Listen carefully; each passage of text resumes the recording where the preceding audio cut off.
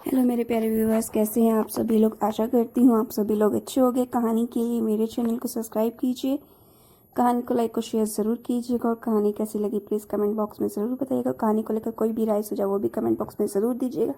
तो शुरू करते हैं हम आज की अपनी कहानी। मोहन, तुम कब मेरी बात सुनोगे? आखिर मैं तुम्हारी पत्नी हूँ, अदिति ने गुस्से में मोहन से कहा। मोहन बिना कुछ बोले घर से बाहर निकल गया। अब ऐसा हर दिन होता था। अदिति अपनी सास सीमा जी की बहुत इज्जत करती थी, लेकिन सीमा जी हमेशा उसे नीचा दिखाने की कोशिश में लगी रहती थी। आज भी अदिति ने सुबह जल्दी उठकर नाश्ता बनाया। मोहन को सूजी का हलवा बहुत पसंद था, इसीलिए उसने नाश्ते के साथ हलवा भी बनाकर सभी को परोस दिया। उसके ससुर जी रमेश जी ने सीमा जी को टोकते हुए कहा, यह क्या फिजूल खर्ची है, सुबह सुबह देसी घी का हलवा। सीमा जी ने अदिति को डांटते हुए पूछा, क्यों बहू, यह देसी घी क्या तेरे मायके से आया है? माँ जी, इन्हें हलवा बहुत पसंद है, इसीलिए थोड़ा सा बनाया है। यह कहकर अदिति मोहन की तरफ देख रही थी। शायद वह कुछ बोले, तभी सीमा जी ने कहा, मैं सब जानती हूँ, मेरे बेटे का बहाना बनाकर खुद खाने का मन होगा। मोहन चुपचाप नाश्ता करता रहा। अदिति की आंखों से आंसू छलक गए। इससे ज़्यादा बुरा तब लगा जब मोहन बिना हलवा खाए ऑफिस के लिए चल दिया।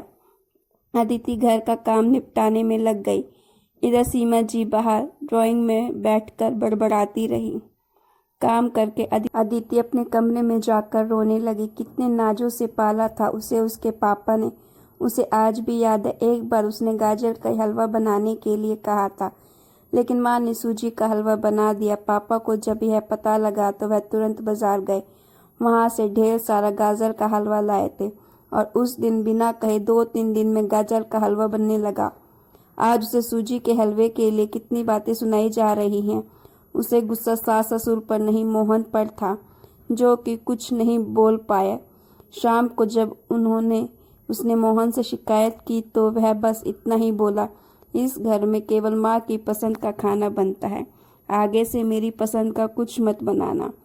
अदिति ने मोहन से बात करनी बंद कर दी। आखिर क्या कसूर था अदिति का? यही कि वह मोहन से बहुत प्यार करती थी। इस तरह कुछ दिन बीत गए। एक दिन अदिति ने सीमा जी से कहा, माँ की मैं अपने घर जाना चाहती हूँ कुछ दिनों के लिए। अगर आप कहें तो आज ही चली जाऊं।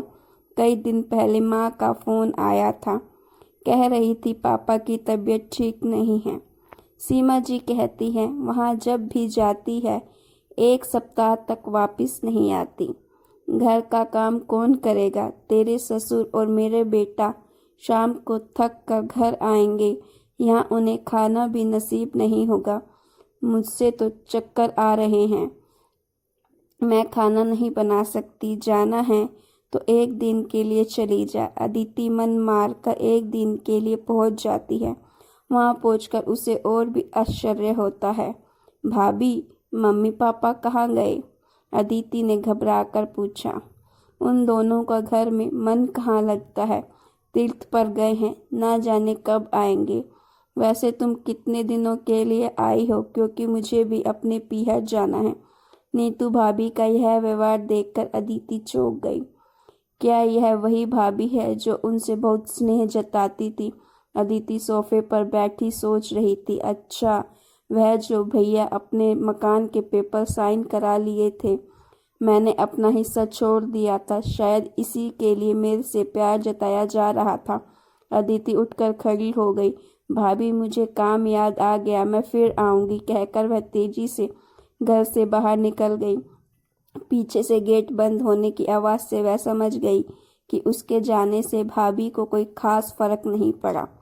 भारी कदमों से चलते चलते वह मंदिर पहुंच गई, क्योंकि शाम से पहले यदि ससुराल जाती तो सीमा जी उससे कई सवाल करती।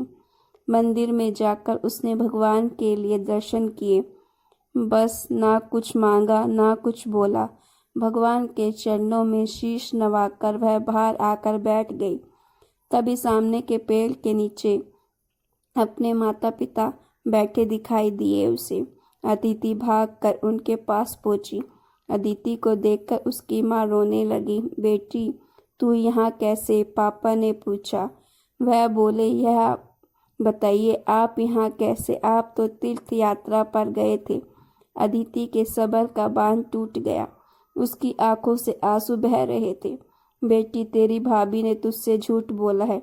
बिजनेस में पैसा लगाने के लिए तेरे भैया ने मकान अपने नाम करवा लिया। मकान के कागज गिरवी रखवा कर साहूकार से कर्जा ले लिया। उसके बाद हम बोझ बन गए। हमें घर से निकाल दिया। पापा, अब क्या होगा? अदिति ने रोते हुए पूछा। बेटी, तू चिंता मत कर, हम कहीं वृद्ध आश्रम में चले जाएंगे। तू अपने ससुराल जा, वहाँ किसी को यह बात मत बताना। अपने माँ बाप को इस हाल में देखकर वह उन्हें अपने साथ ले जाना चाहती थी, लेकिन जहाँ उसकी ही कदर नहीं है वहाँ माँ बाप की क्या इज्जत होती। भारी मन से अदिति ससुराल की ओर चल दी। आज उसे अपने लड़की होने पर अफसोस हो रहा था। काश वह अपने माता पिता के लिए कुछ कर पाती। घर आकर उसने बहुत मुश्किल से घर का काम निपटाया। उसके बाद अपने कमरे में जाकर गुमसुम बैठ गई। उसकी आंखों से आंसू बह रहे थे।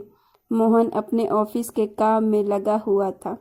जब वह सोने आए तो अदिति से पूछ बैठे, क्या बात है? आज फिर माँ की कोई बात बुरी लग गई जो आंसू बहा रही हो?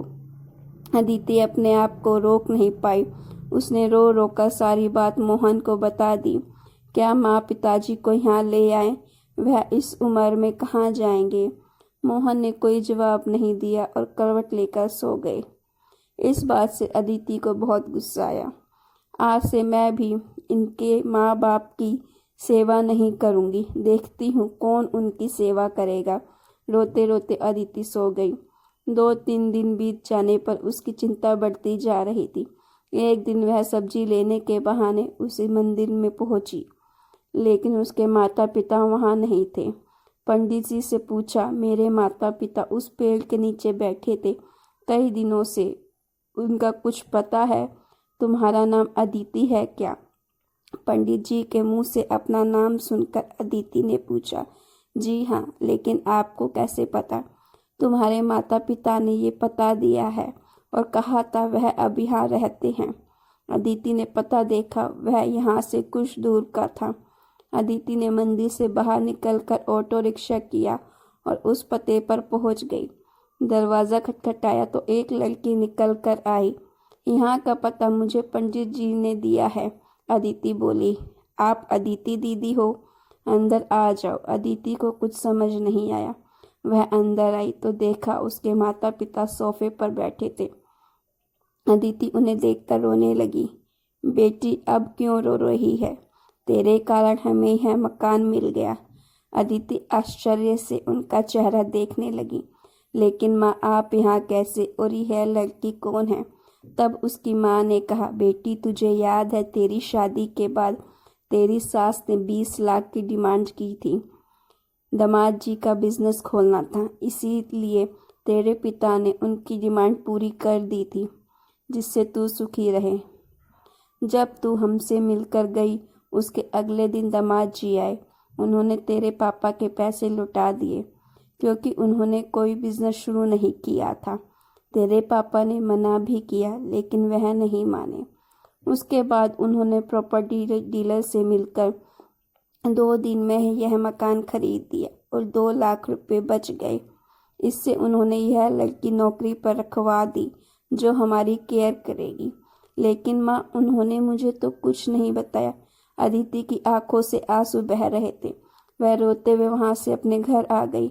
घर आकर वह सोच रही थी, मोहन ने कभी उसके लिए आवाज़ नहीं उठाई, लेकिन मेरे माता पिता के लिए इतना कर दिया जो कि कोई सगा बेटा भी नहीं कर सकता। रात को उसने मोहन से पूछा, आपने ऐसा क्यों किया? अगर माँ जी को पता लग गया तो क्या होगा? मोहन का जवाब सुनकर वह रोने लगी। मोहन ने कहा, जो तुम्हारे लिए यह माता पिता है, वैसे ही मेरे लिए भी तो वह माता पिता हैं। मैंने पैसे लेते समय ही सोच लिया था कि एक दिन ब्याज के साथ सारे पैसे लौटा दूंगा, लेकिन जब बिजनेस शुरू नहीं हो पाया तो मैं इन पैसों को अपने पास रख कर सही समय आने का इंतज़ार कर रहा था। अगर मैं तुम्हारे माता पिता को अपने घर ले आता तो उनका आत्मसम्मान हर दिन उन्हें गिराता। बेटी के घर में रहना पसंद नहीं करते, वह अपमानित ना हो इसीलिए मैंने यह सब किया। मोहन, मुझे माफ़ कर दो, आज तक मैं तुम्हें गलत समझती रही। तभी पीछे खड़ी सीमा जी बोली, बेटा वह पैसे हमने उधार लिया था, वह तुम्हारे पिता की अमानत थी। मैंने और मोहन ने पहले ही फैसला किया था कि ब्याज के साथ तुम्हारे पैसे लौटा देंगे। चल अब सो जा, सुबह नाश्ता टाइम पर नहीं बना तो अच्छा नहीं होगा।